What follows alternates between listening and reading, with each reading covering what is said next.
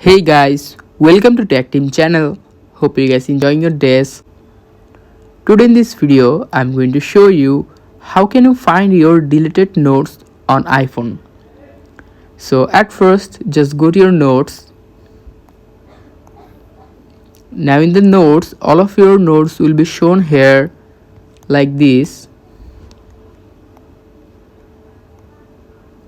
And the last one is recently deleted. Click it.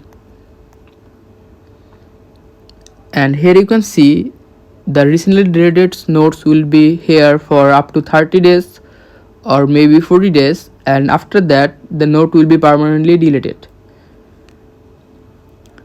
You can just click it and restore it again.